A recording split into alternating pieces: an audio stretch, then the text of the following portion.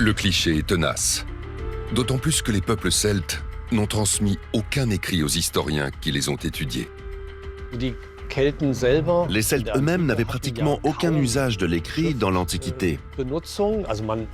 On a des indices qui prouvent que les druides étaient alphabétisés, mais il n'existe aucune trace écrite laissée par les Celtes eux-mêmes.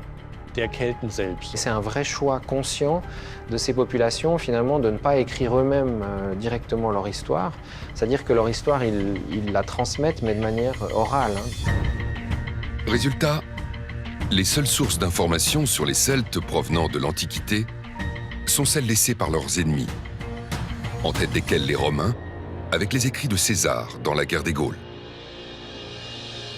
Jules César est une de nos sources principales d'informations sur la vie des Celtes. Il les a conquis, il les a combattus. Forcément, les Celtes qu'il a rencontrés, à qui il a eu affaire, ce sont des guerriers. Et donc, forcément, c'est une grande part de ce que nous connaissons du monde celtique. C'était en partie une propagande de guerre, mais aussi un moyen de représenter l'adversaire comme particulièrement primitif, barbare et de culture rudimentaire.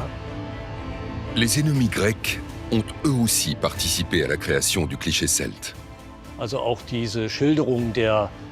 Il en va de même pour les descriptions des guerriers celtes faites par Poséidonios ou Strabon, selon lesquels ils se battent en duel pour les meilleurs morceaux de viande lors d'un festin, ou encore qu'ils boivent dans les crânes de leurs ennemis.